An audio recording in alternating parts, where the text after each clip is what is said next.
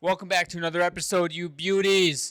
And today we have a very fun episode. We are starting our division previews over the next 4 weeks. We're going to be doing them. We're starting with the Atlantic Division this week, however, first and foremost. If you guys haven't heard, unfortunately, Johnny Gaudreau and his brother Matthew got in an accident a few nights ago. They were struck by a drunk driver and unfortunately passed away. Our condolences.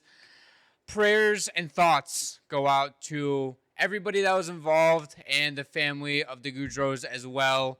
I'm not going to lie. When I woke up yesterday morning, and I heard the news, I was heartbroken. I'm not going to lie. It felt like And the more you read into it, the more sad it got. It got worse. You have their sister's wedding was supposed to be yesterday. There's two super young kids. And on top of it, Matthew had an unborn son. Yeah. And then even worse is that I know this isn't as deep, but Sean Monahan lost his best friend, who, by the way, on a podcast less than a week before it happened, said he went to Columbus to play with Gaudreau. I was excited to see them play together again. I thought it was going to help Johnny get a step back. It would have been. I would have loved it. And then Kevin Hayes, almost to the day, not only lost his brother 3 years ago, but then also his best friend. He was very close with the Gaudreaus, too. I think he played with them at BC. Yeah. It's just a horrible situation, and I think the moral of the story is, if you're going anywhere and you're planning on drinking, just have a plan B. There's no excuse anymore now to drive drunk. There never has been an excuse, but there's so many options. You can call an Uber, get a taxi, have a designated driver, call your parents, call a friend, call the police if you really need to get home. It's not worth risking your life and other people's lives because of one man's irresponsible decisions, 2 lives were lost that were not necessary. So that is unfortunate. Let's get on to not sad stuff. The team previews. We are 4 weeks away from the start of the season. Let's get this thing underway. I'm finally hyped. We're almost out of the dull of the offseason. August 34th, first the day of recording. So starting tomorrow, there'll be officially hockey played in the month of September. So. We're starting off here with the Boston Bruins. The record last season was 47-20-15 for 109 points. They finished second in the Atlantic Division, choked it away, by the way. And their key additions this season, Elias Lindholm, Nikita Zadorov, and Jonas Korpisalo. Their key subtractions, Linus Allmark, Jake DeBrusk, and Kevin Shattenkirk. This team... Listen, last season I was really low on this team. This season I'm really high on this team. I think they're going to make some noise. I think they got a little bit better. I get they overpaid for Elias Lindholm, but that's a position of need they needed. They needed a one center. He was good for Vancouver in the playoffs. He's going to, I think, live up to that 7-year contract that he signed. And then on the defense side, getting Nikita Zadorov already helps a very stacked blue line as well. Like, the Bruins, once they get Jeremy Swayman on this contract because they still haven't that's agreed. going on way too and long. And they never went to arbitration, so they have to get something done here. And they'll get something done. They will. I'm sure once. I think players start reporting for training camp next week or maybe the week after because preseason starts pretty soon. Yeah. So, they'll get something done. The thing, let's talk about a little bit about the Bruins from last year because you said they choked the division. They did completely choke the division. They had it pretty much wrapped up the last couple weeks of the season. Then a really bad run to end the year in Florida just took the division by for a point, which I don't necessarily think would have changed much going into the playoffs. I still think the Bruins would have had a very strong chance to get out of round one, no matter because they would have played Tampa Bay or Toronto. Yeah. I think they would have had a better time against Tampa Bay than Toronto. But I think regardless, they still lose in the second round of Florida, no matter what, even if they do have home ice to start that series. But I just wanted to highlight their top 3 point getters from last season. So obviously, their top point getter last year was David Pastrnak, 47 goals, 63 assists, 110 points. Dude's a stud. Brad Marchand, 29 goals, 38 assists, 67 points. He's getting a little older, but he can still get it done. And Charlie Coyle took a big step up, when the team really needed to, who didn't have a 1C. He had to kind of play that role. Him and Pavel Zacha were kind of go back and forth. 1A, 1B. I don't think either one of them are. They did a good job. I thought they did a great job. They're a very well coached team, but they're not 1Cs. Like their second liners are best, but Charlie Coyle did have 25 goals, 35 assists, 60 points, which was a big help for them down the middle. And I think them adding Elias Lindholm, not a huge fan of the contract, but I think he had such a good playoff with Vancouver. I think that's kind of when he said, like, you're going to pay me this much if you want me. And Boston really needed the center. And so they're a team that could afford to overpay a little bit for a center. I'm actually a fan of their top three lines, especially down the middle, because you have Lindholm, the first center line, second and third. You have Coyle and Zaka, who I think that's Coyle and Zaka could step up and be that 1C if Lindholm does miss a little bit of time at some point during the season. I don't think this team nearly has a question mark that really jumps off the page outside of getting Swayman locked up, and it will get done, but there's reports saying that he's asking for $10 million. Like, whatever Swayman decides, he's going to reset the goalie market for goalies like Jake Ottinger, who is up after this season, I believe, too. I mean, I think Jeremy Swayman is a great goalie, but a point I want to make is he hasn't had a full season where he was the full-time starter. I mean, I know he was awesome for the Bruins last year in the playoffs. Big reason why they held on to beat Toronto in that 7-game series. And, he was the backup when Linus Ullmark had his record-breaking Vezina Trophy winning season. And he was probably the best backup in the league, best tandem in the league for the last 2 or 3 years. I think Boston, they're confident that he can, be what they need him to be. But, I think Korpisalo is a solid backup. I think he'll be a lot better in Boston than he was in Ottawa. I think anyone was going to struggle in Ottawa last year with the way that defensive core is. Really curious to see how Linus Ullmark does in Ottawa this year, going to a much worse defensive system than Boston had. Because let's face it, Boston has one of the best defensive cores in the league, if not the best. The best, they're top 5 easily. And I think they got better this offseason by adding Zadorov. They did lose Kevin Shattenkirk, but he was more of like a PP2 kind of guy, bottom pair. Didn't play a lot of big minutes. It was more of like an offensive end, good puck moving, good value defenseman. He was good for them. But Zadorov kind of fits more of that Bruins mold, that Bruins type of defenseman, big bruising defenseman, can step up on the play he needs to, good in his own zone. So I do think Boston got better. I think losing Jake DeBrusk hurt a little bit. He was a good depth scorer for them. Could play in a pinch on that first line with Marchand and Pasta if they needed him to. Good on the power play. There was no way Boston was giving him that contract Vancouver gave him. No way. Especially when they had a bigger need at center. Especially when they already gave Lindholm that contract in Zadorov. I think DeBrusk signed with Vancouver after those. I don't think they necessarily needed DeBrusk. I'm sure if they could have kept him at a lower salary cap, they would have loved to keep him. But no way. I'm sure they wanted. I'm sure they pitched to DeBrusk that they were going to get Lindholm and they were going to push for Lindholm and Zadorov hard and be like, if we get them at whatever price that they're willing to give them, then I frankly don't think DeBrusk ever wanted the I don't think it was ever they really because he wanted the long-term deal, and I think Boston was not going to give him that. I know DeBrusk wasn't happy at times in Boston too. He requested to trade multiple times. Yeah, he did. He rescinded it after the record-breaking season because why wouldn't you want to be on that team? But so who knows? Now we don't know anything, but who knows? Maybe the Bruins did offer him a 7-year deal, and DeBrusk says, "I frankly don't want to be here too."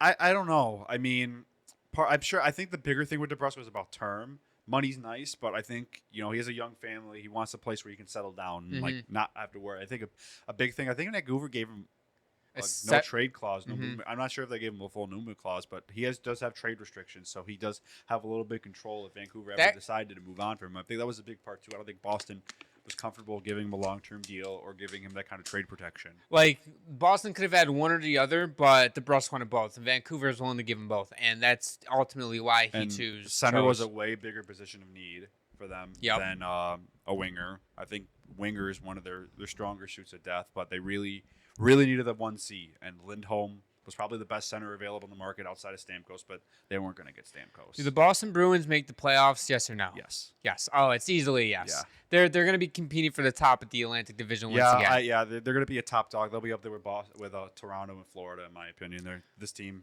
I think, got better. They're a playoff team. Boston never goes away. No, never. Second team on the agenda, the Buffalo Sabres here. The last season, the Buffalo Sabres finished with a record of 39, 37, and 6, good for 84 points, 6th place in the Atlantic Division. Not a great record, especially with the aspirations this team had going into the season where they missed the playoffs the year prior by a point. Kind of had a big roster shakeup this summer.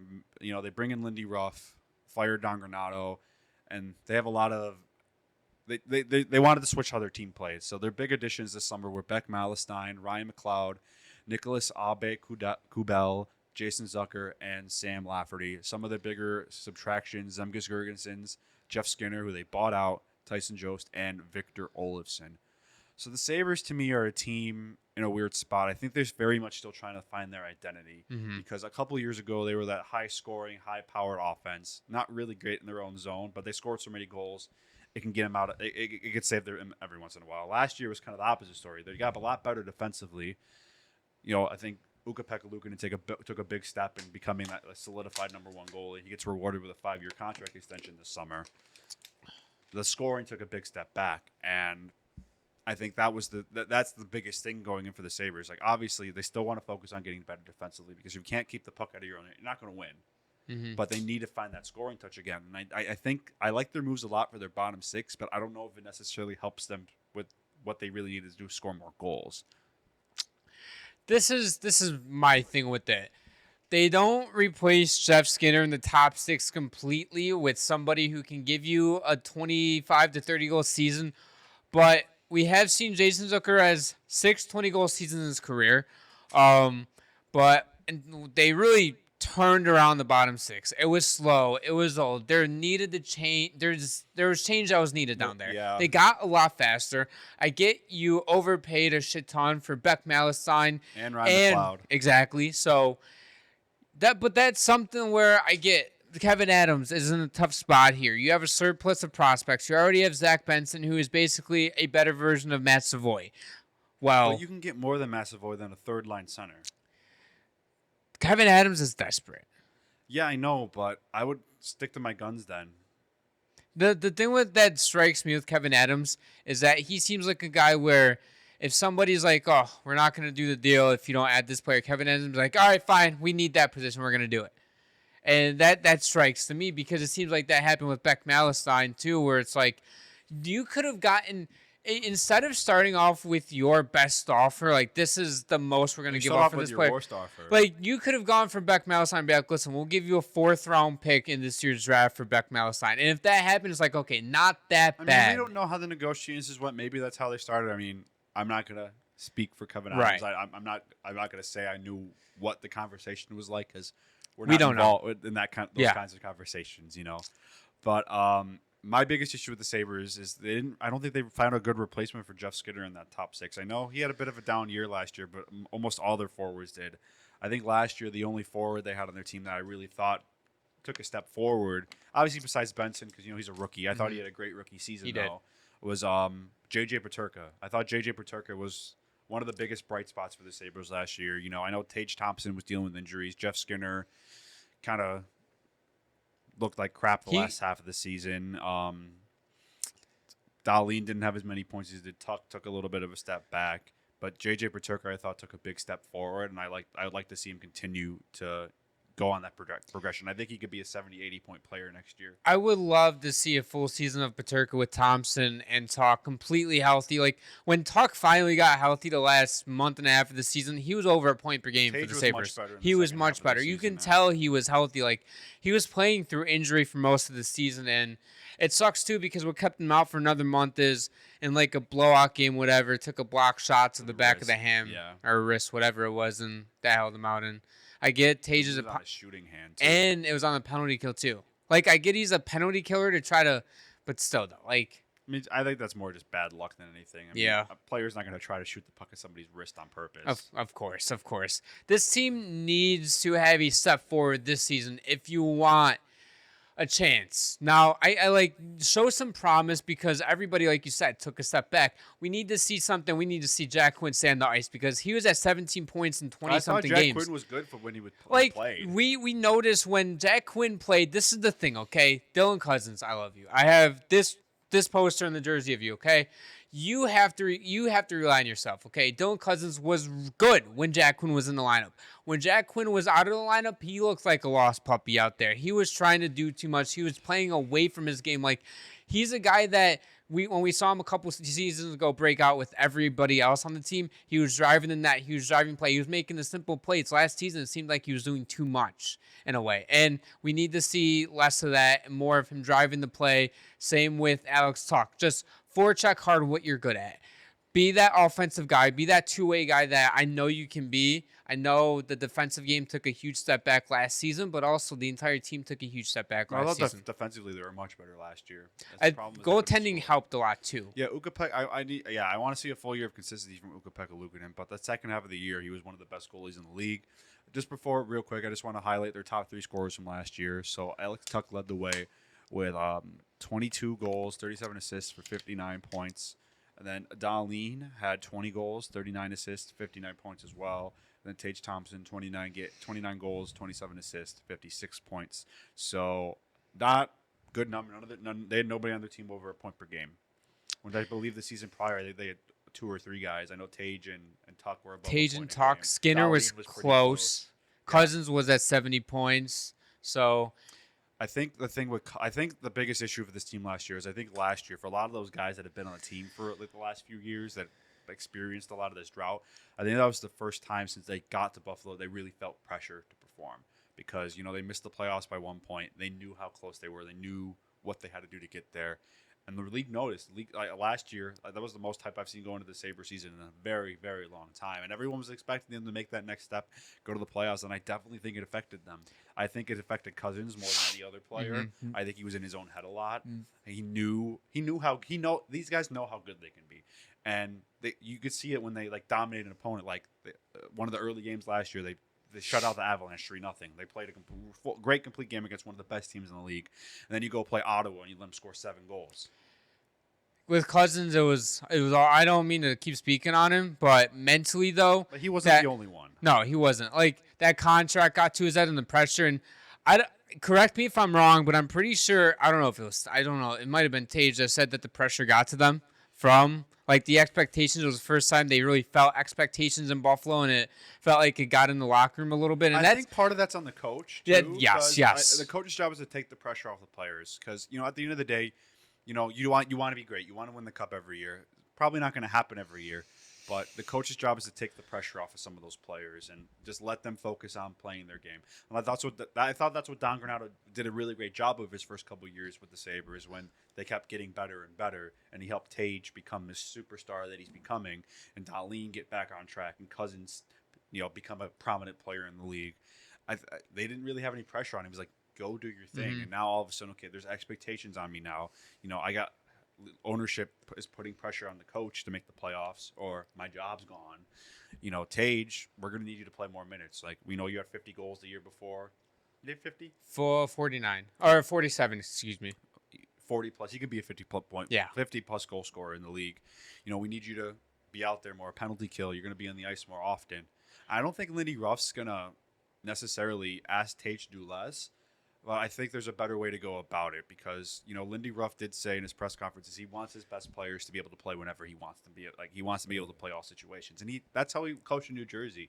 Jack Hughes, Nico Hischier, Jesper Bratt, they were always out there in the big situations. He always puts his big guns out there when he needs something. He trusts them. And, your top players should be able to be out there on a penalty killer. Last minute of the game, the other team is empty net, stop them from scoring. Or you need a goal late in the game.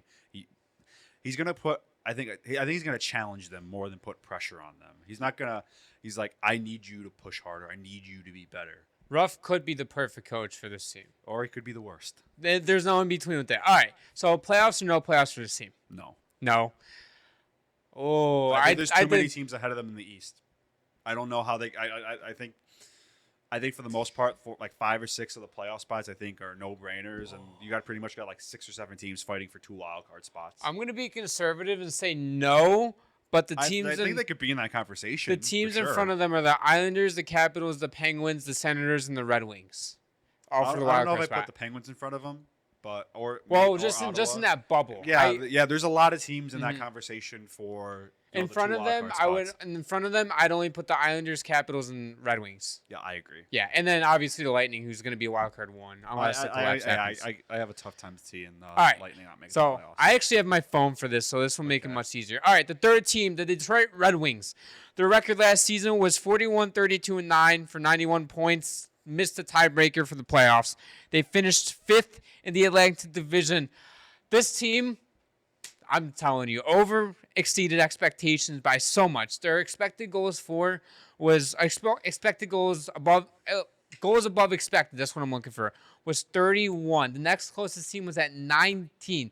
This team is due for regression. This is not me hating for all you Red Wings fans in the comments. Oh, we're going to be better. We have Dylan Larkin. We got this and that. Added Tarasenko. This might be the worst blue line in the league. I'm not even being over dramatic. It's not great. It is bad. You have Mo Seider playing with Sherratt. Okay, I mean, you do have Edmondson. I do like him. I don't know about this team. Chris made a good point. He sent screenshots in our group chat about this team. He was like, do you really think this is a playoff team? Ever since then, I've been like, no. Well, the thing is, last year they should have been a playoff team, and then they had that horrible It was their losing best streak. opportunity. No, if they just win one more game, they're a playoff It was team. a sorry excuse to lose your captain and lose 8 straight games. Yeah, Sorry. that is what killed their season. They were like comfortably in a playoff spot. Weren't they like 12 points up or something like that at one They had point? a And like, comfortable cushion. Like, I think at that point, everyone was just saying Detroit's going to make the playoffs. it was almost a lock for the 8 teams to be in the playoffs at that point, and Detroit had to ruin it. Okay. Well, they opened the door for the Islanders and Washington to get in. And the Islanders somehow got the 3rd Metro spot. This isn't about the Islanders, anyways. But the Red Wings, though, there's going to be 2 things that happens with the Red Wings this season. Okay, either A, they're going to make the playoffs comfortably, or B, completely miss out. And a couple of those players that can help with them, they're going to be Cam Talbot, who they added this offseason. They added Eric Gustafsson on the blue line, Tyler Mott, and also Vladimir Tarasenko. They lost guys Shane Gostisbehere and David Perron, who they're not huge losses, but they were a key contributor to the team last season. But I think the one guy that could help them a lot, Vladimir Tarasenko, okay, I get a lot of people are making fun of the Red Wings for getting Patty Kane last season, be like, oh, he doesn't have it. Put up a point per game. Vladimir Tarasenko was a key contributor to the Panthers in their Stanley Cup win. So we're looking at this team, and it's like they could score a lot of goals. It's only a matter of keeping the puck out of the net. Yeah, Detroit, to me, I agree their D-line isn't the greatest, but I think their forward core is good enough to overcome it. Goaltending, I think, is a bit of a question mark for them as well. You know, Ville Husso missed a lot of the season last year. They're bringing Cam Talbot to be like a veteran backup. I thought Alex Lyon was really bad for them last year. He was horrible. Reimer was probably pleasantly surprising how he was decent. He was better than I thought he would be. Mm-hmm. They actually earned him another contract with the Sabres. We didn't highlight them on their dishes. Yeah. But yeah, goaltending I think is the biggest issue for this team. Like Husso, I don't think he's played enough for the last few years. I think he can be a starting goalie, but I need to see him on the ice. He missed a lot of time last year. He should be all right for them. He's their X factor for me. If he can hold down the fort and try to limit opportunities, I think he'll be all Talbot right. was really good for the Kings last year. We'll see. I wouldn't be surprised if this is more of a tandem than one starting goaltender and then a complete backup. I'm going to go back and forth. I would like to see them ride the hot hand, and Cam Talbot could take over that job because, like you said, he was good for LA. And last season, the top 3-point scorers for the Red Wings: Lucas Raymond, 31 goals, 41 assists, 72 points. Dylan Larkin, 33 goals, 36 assists, 69 points. And then Alex DeBrincat, 27 goals, 40 assists, 67 points. I'm excited to see Patrick Kane in a full season with this team, too. Yes. He's going to be probably around the 60, 65 point range. I'd expect him to, especially if he can continue what he did last season. He's a year older, but like you said, he still has it. He's going to be good. I like him. I mean, I think with DeBrincat last year, he started off the season like blazing hot. He slowed down and you know, Dylan Larkin probably ends up leading the team in points if he didn't miss some good amount of time. You know, and then Lucas Raymond and Mo Seider, they still got to sign. I heard they're not really close with one of them. I forgot which one, but the Red Wings still. I'd say Seider's probably priority number 1 for me right now. He's your best defenseman. And you have no defenseman to go back to. Yeah, I mean, I think Seider took a bit of a step back offensively. I think he did get a little bit better defensively. You know, he's still a super young defenseman. He was a shock when he even won that rookie season. He had such a great year. Everyone was really surprised. I remember when they drafted him, everyone was like, what the fuck? You know, it's the Iser plan. I mean, do we go playoffs with them? I think they're a playoff team. I think they'll be a wild card team. I'm going to say no. I think they're just going to miss out because my second wild card team's coming from the Metro Division. But yeah, I think they'll barely miss out again this season. Moving on to the Florida Panthers. The record last season was 52-24-6 for 110 points. They finished first in the Atlantic Division. Their key additions were Jesper Boquist, Thomas Nosek, and Adam Boquist, Nate Schmidt, and Chris Dredger. I completely butchered that. I'm sorry. Key subtractions: Kyle Pozo, Brandon Montour, Oliver Ekman-Larsson, Ryan Lomberg, Nick Cousins, Vladimir Tarasenko, Kevin Stunlin, and Anthony Stolarz. That's half their fucking roster from last season. I mean, they had a super deep team last year, though. They did. Yeah. All those guys. Did Okposo retire? I mean, he hasn't officially retired, but I can't see him playing. Yeah, again. so everybody except Okposo got another contract with another team some way, shape, or form. So the Panthers, they're my first team in the Atlantic Division. They might start off with a little bit of a hangover from the Cup final. They do have they're going to have a pretty different team going into next year, so I wouldn't shock me if they got off a bit to a slower start. They didn't have a nice little turnaround in their bottom six, though. I do like what they did, especially I with... think they have like a whole new bottom six now. Completely. Yeah. So I do kind of like their additions, though. Thomas Nosek was good for the Devils, and then also bringing Jesper Boquist and Adam Boquist, and bringing in Nate Schmidt, too, who I believe was it Nate Schmidt? I don't know if Jesper or Adam got bought out by the Jets. I think it was Jesper. No, Jesper was the Devils. Adam Boquist got bought out by the Blue Jackets. Blue Jackets. Sorry, Nate Schmidt was the Jets. Yeah. Too many fucking Boquists. But yeah, I do like those depth additions. Nate Schmidt's going to be good for them. Now I get it's going to be hard replacing Montour and Oliver Ekman-Larsson, who were really your key offensive guys, and obviously you still have Ekblad there as well. Yeah, so those rumors that they were possibly shopping Ekblad were shut down right away, and it would have been stupid for that. I don't want to get into it, but it would have been stupid for them to move on from Ekblad. This is kind of a wild stat. Like I think Ekblad and Barkov are the only two players on that team that they drafted. Yeah, it's them. The rest are all either acquired through signings or trades. So who says you need to build through the draft? Vegas did the same thing too and won a cup as well. You don't need to build through the draft. Kevin Adams, I'm speaking to you specifically. You don't need to build through the draft. Well, that's what leads to sustained success, though. Mm-hmm. Look at Pittsburgh when they went back-to-back. Tampa Bay, 3 cup finals in a row. Most of that team was built like smart trades, yes, but a lot of that team was built through homegrown development. I heard something a while ago that really has stuck with me since. If you want to build sustained success, build your core through the draft, fill out the rest of your roster with signings and trades. And that's been a thing forever. And we'll see what happens with Florida because they have been a very good team for a few years now. We'll see what happens with the signings and trades because I'm hoping they have sustained success, but we'll see because they've gone to back-to-back cup finals. I would be. Listen, I know a lot of people are picking them to go to the 3rd straight cup finals. It's not going to happen. I got to see them on the ice. It's a pretty different group. They have a great coach, Paul Maurice, but I do think there'll be some growing pains. Like I said, I think they're growing. It wouldn't shock me if they had a little bit of a slower start to the season. I'm still fully confident in this team that they are a playoff team and one of the better teams in the league.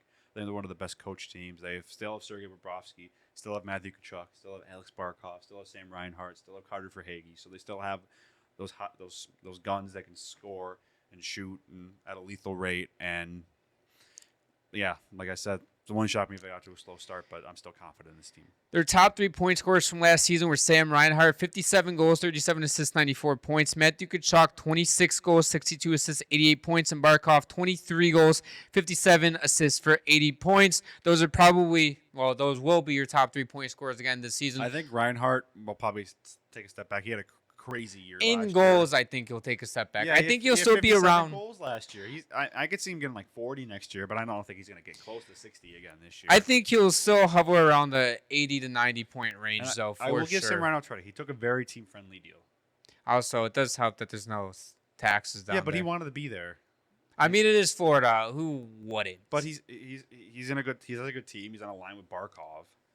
Like who wouldn't want it doesn't get much better than that. You have Barkov passing you the puck to pull absolute backdoor to flat these. I still can't forget that goal Barkov scored in the Stanley Cup final. I think it was like Game 6. It was like towards the end of the game. He just like completely walked one of the Edmonton defenseman and just like cooked Skinner, because I think Skinner was gonna have a shutout, and then he scored like a goal with like 3 minutes left. And he just do you remember that goal? Yeah. He just like walked the whole team. Barkov is the most underrated player in the league. Although after the finals, it seems like he finally got some recognition for what he defensively wise, what he did. He shut down every single team's top scorer. And then Connor McDavid happened in games 4 to 6, and then shut him down in game 7, so it doesn't matter. I think if you were going to pick a Florida Panther last year to win the Conn Smythe, I know McDavid had that historic playoffs, but I would have probably picked Barkov or Bobrovsky. I'm convinced that if McDavid doesn't break the assist record, Barkov gets the Conn Smythe. I'm convinced. I don't care about the points. He could have had one less assist than the record. I mean, Barkov would have McDavid gotten. had to win the Conn Smythe last Yeah, year. he was ridiculous. All right, so playoffs, yes, obvious choice. Yeah. All right, so moving on here to the Montreal Canadiens. Their record last season was 30, 36, and 16 for 76 points. They finished 8th in the Atlantic Division. Their key additions are Patrick Laine, key subtractions, Jordan Harris. They did absolutely nothing in the offseason except the trade, which they didn't need to. This team has a lot of upside, but also has a lot of downside too. Their floor is low, but their ceiling is high. It's not playoffs high, I don't think, but I think it's still high because I want to see the next step you take, right? We talked about it last week or 2 weeks ago that I think it was last week.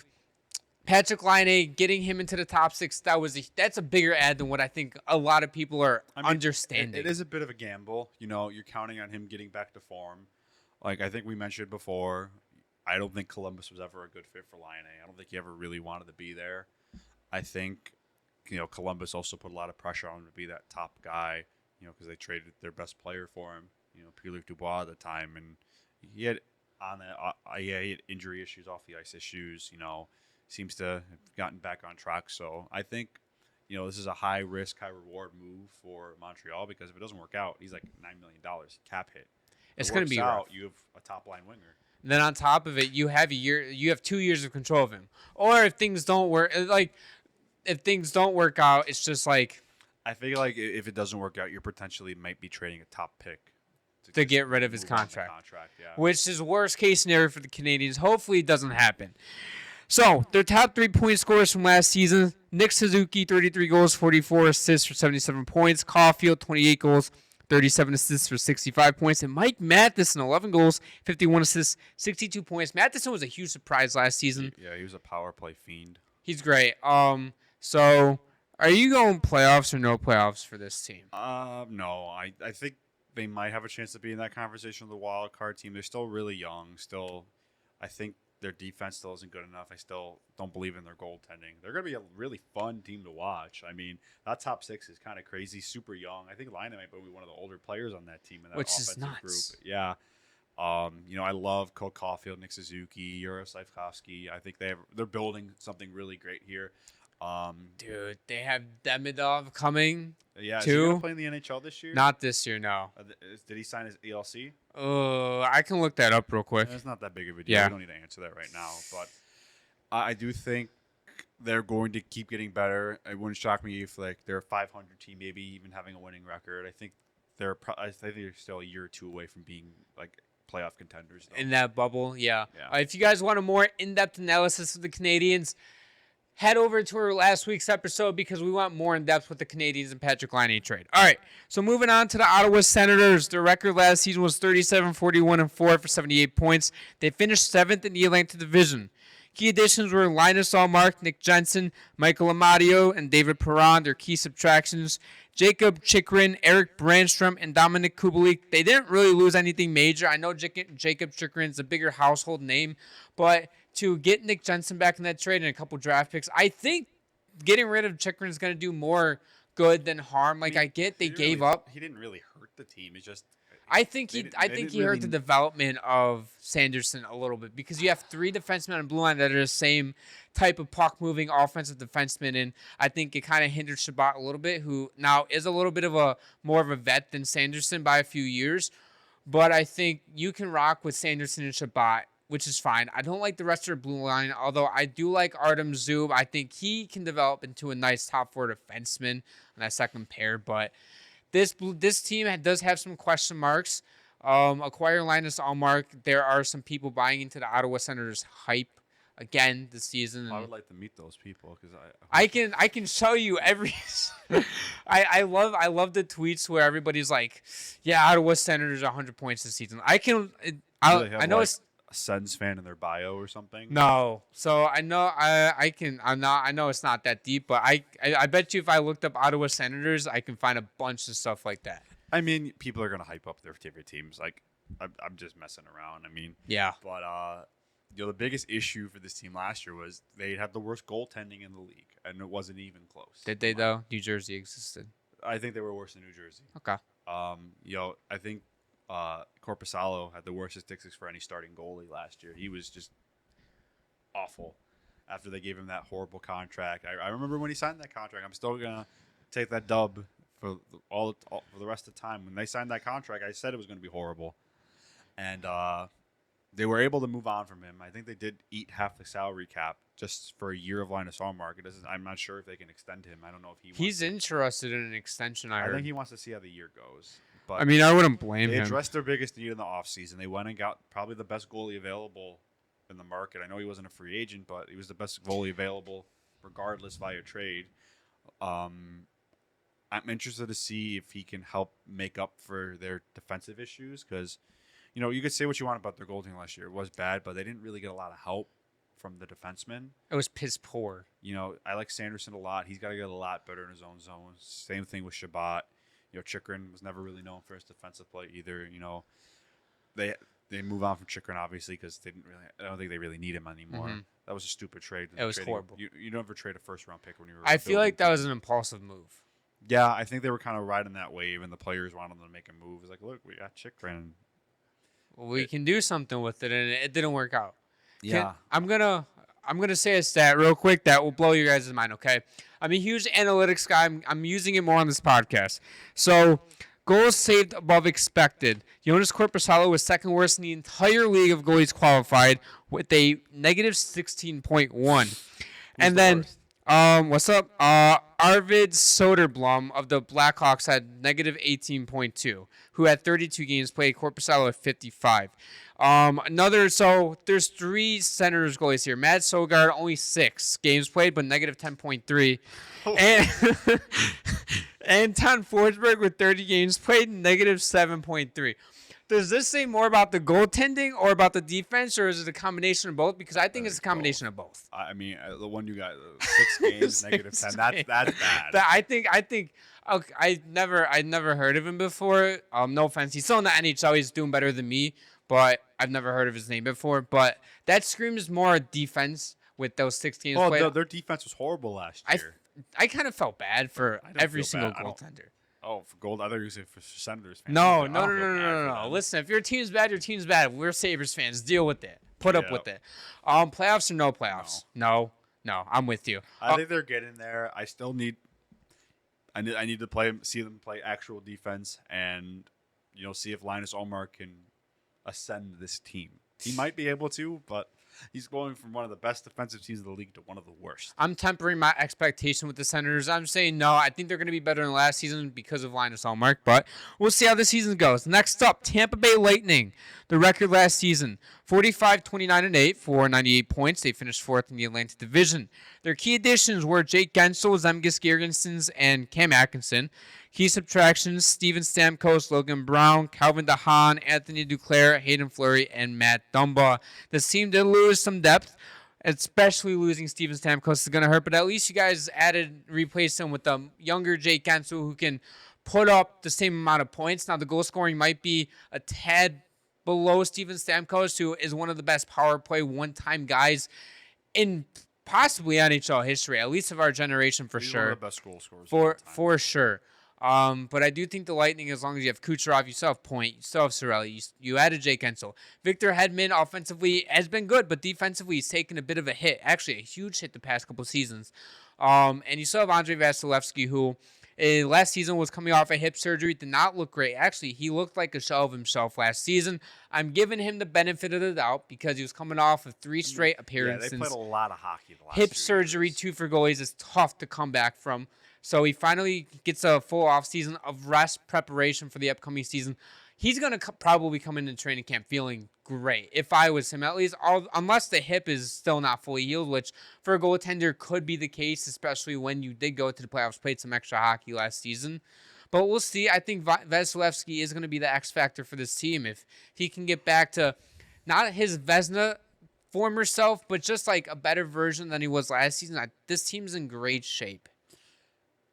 I really didn't like them moving on from Sergachev in the offseason. I mean, I think they did get a first-round pick, so not a bad return for him, but I think he's probably their second-best defenseman beside Hedman. I understand he missed almost all of last year with a broken leg. He did somehow come back to play a couple playoff games. I appreciate that. But my biggest thing, it's going to be really weird seeing this team without Steven Stamkos on it. It would be the first season since like 2008, 2009, something like that. Yeah, he was the first pick in the 2008 draft. Yeah. Right? So yeah, he's been on that team for over 10 years, almost 15 years. The biggest question mark is the captain. Captaincy is still open right now. They haven't named it yet. Probably Hedman. If Hedman it's or Kucherov. I think it should be. I think the only right answer is Hedman. If they give it to Kucherov, I wouldn't be mad. But I think Hedman will probably be the next captain. Oh my God, Hedman is perfect captain material, at least from an outsider's perspective. I mean, he's been there just as long as he's been there since it feels like 2012, 13, something like that. He's been there for a long time. I think he's a no-brainer for the captain. Just want to highlight their top 3 goal scorers from last season, though. Nikita Kucherov had an MVP caliber season last year with 44 goals, 100 assists. One of 2 players to break the 100 assist barrier last year. Him and Connor McDavid. Neither one of them won MVP. 144 points. Braden Point, was that 46? Yeah. 46 goals, 44 assists, 90 points. Love Braden Point. He was like one of my goats in fantasy last year. And then Steven Stamkos, 40 goals, 41 assists, 81 points.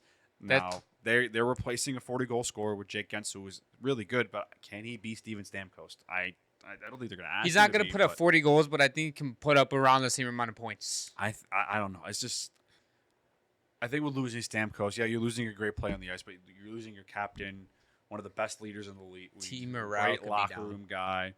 It's going to be weird, especially for like those guys like Point, Kucherov, Hedman. They've been in Tampa their whole career, and you show up to training camp, he's not there. I think they'll be okay without him, but I still didn't like how they handled that whole situation. You have to rally around the troops, and it's odd because Hedman got the same contract extension that should have been given to Stamkos. I get money was tight, but it does, dude. You have to make the money work. I remember when they traded Sergachev, everyone was like, "Oh, they cleared out money to stand Stamkos." I was like, "No, we're trading for Gensel," and I was like, "Oh, damn." However, I still think this team's a playoff team. I agree. I think they'll be a playoff team. They're going. I would be shocked if they take a huge step back with this. If that happens, it would completely have to be a team morale thing. All right. Last but not least, we have the Toronto Maple Leafs. Their record last season was 46, 26, and 10 for 102 points. They finished 3rd in the Atlantic Division. Their key additions were Chris Tanev, Hadi Hakanpää, Oliver Ekman-Larsson. Wait, why is he on there twice for 2 teams? He left the Panthers. Oh, okay. I thought I was tripping. All right, I thought I was tripping. All right. He's on 2 teams, yeah. Yeah. So we have Oliver Ekman-Larsson and Anthony Stolarz. Key subtraction is Joel Edmondson, Tyler Bertuzzi, Ilya Samsonov, TJ Brody, John Klingberg, and Ilya Lyubushkin. This team, I feel like, has kind of stayed the same even now. You get Chris Tanev, who I think is a huge addition for this team. You need a defense. Same with Oliver Ekman-Larsson, and you don't really lose a ton of guys outside of maybe Tyler Bertuzzi, who I think had a decent season for them. Losing Samsonov doesn't really hurt you at all. He wasn't Samsonov a little credit. I think the Toronto media is like one of the hardest markets to play in, and they were on his ass every single night. And I thought he played well in the playoffs for the Maple Leafs. He almost stole them Game 7. Yeah, I thought he played his heart out. Especially with all the ups and downs he's been through in Toronto, and just still like put everything on the line for your team in Game 7. And I respect him for it. I really do like the leadership in this locker room still. You give Austin Matthews a C, who I am kind of a fan of, but like you couldn't wait a year. He's the face of the franchise. Like you couldn't wait a year before. That screams to me a Berube move. He's trying to probably motivate the team. I mean, shaked up the locker room. You're like, I'm the guy now. We're doing things my way, which I'm fine with. I'm fine with giving Austin Matthews the C, and I'm assuming John Tavares is still going to have an A. But I do think this team is going to make some noise, and I think this is the year that they can get out of the first round into the second round. possibly out of the second round into the Eastern Conference Finals. My I'm question high is, on this team. Can they beat the Florida Panthers? Yes. in a 7-game This series? team. I think I'm crazy. I hate the Maple Leafs with my entire life. I would rather die than be a Can they Maple beat Leafs the fan. Bruins in a 7-game series? I think the dude. If The Bruins have their number. if the Bruins and Maple Leafs are the 2 and 3 seed again, it's Bruins in 7. It's Bruins in 7. I'm telling you. Always Bruins. It's always Bruins in 7. Okay, Maple Leafs fans, if you guys are smart, you guys know we're right. I would really hope you guys get over the hump, though. I just want to see Austin Matthews have success. Same with Mitch Marner and Tavares and Nylander and Morgan Riley. Like, these guys deserve so much success because they're so good in the regular season. But they can't step up when they need to. You want to know something? Okay, listen. Would you compare this team to the Buffalo Bills? Because you can't get over that hump against that one team in the playoffs. The Boston Bruins are not the Kansas City Chiefs by any means, but they can't beat the Bruins in the playoffs. Bills can't beat the Chiefs in the playoffs. Austin Matthews at least shows up for most of the time in the playoffs. Josh Allen does the same. The only game Josh Allen hasn't shown up for, home game against the Bengals where they lost 24-10. The whole team didn't show Yes, up for that correct. game, but So, I mean, I think that's a perfect comparison. I don't want to get too deep into like football and stuff, but feels like the Maple Leafs just, you guys need to. You have a 60-goal scorer. You have 3 potential 100-point scorers on your team, too. Plus John Tavares, who is getting a year older, but is still putting up 60 points this year. He'll be a good secondary scorer. So, yeah. I mean, I think Matthews can have over 70 goals next year. I really do. I remember when we were asking a question on here, 80 goals. It was on possible, pace yeah. He was on pace to do He's it. on pace for, I think 79 to 81 goals, something like that at one point. So, this dude is crazy. All right, so their top 3-point scorers from last season, Austin Matthews, 69 goals, 38 assists, 107 points. William Nylander, 40 goals, 58 assists, 98 points. And Mitch Marner, 26 goals, 59 assists for 85 points. The 3 guys who expect to be at the top. Mitch Marner, 100-point season coming in because It he's... wouldn't shock me if all 3 of them had over 100 points. I would love that. It I wouldn't would shock love me at that. all. I mean, they're that good. All right, so we're going Austin Matthews, 70 goals too then. All right. I think Matthews can win MVP again next year. I think last year he should have been in the conversation more. Yeah, 69 goals is insane. It's ridiculous. You don't see that nowadays. All right, playoffs or no playoffs? They're a playoff Easily. team, yeah. First team in the Atlantic Division for sure. Just kidding. They're second. They'll be a top They're 3 second. team in the Atlantic. Yeah. I think they can compete. They can capitalize in Florida, but I think Florida will have a slow start to the season. Mm-hmm. I think they do have a chance to be the 1 seed, and I think that's the best case scenario for them is to play a wild card team in the playoffs, or somehow if they're a wild card team get into the Metro bracket. Because I don't think you want Boston. I don't think you want Florida, and especially in the first round. If Toronto gets the first seed in the Atlantic, they might go to the Eastern Conference Finals. We'll see. I mean, they still probably have to play Florida or Boston in the second round, but I think the best path forward for them is to win the division and play a wild card team. Yes, because they're not bad enough to be a wild card team and get into the Metro Division. That's the thing I look at it. Like if they have to play like the Islanders or the Sabres or the Red Wings, I think they could beat them in a 7-game series in a first round. The only team that would give them a tough matchup is Tampa. I think they would beat Tampa, but that would be the only tough matchup. I think they would probably beat any of the wild card teams. For sure. That's going to end it for today's episode. If you guys enjoy all of our content on YouTube, subscribe and notification bell. If you guys are on Apple and Spotify, go ahead to our YouTube and join our Discord as well for the upcoming NHL season. Give your guys' hot takes. We'll be reacting to them a week before the season starts. Anyways, we appreciate you guys, and we'll see you guys in our next episode.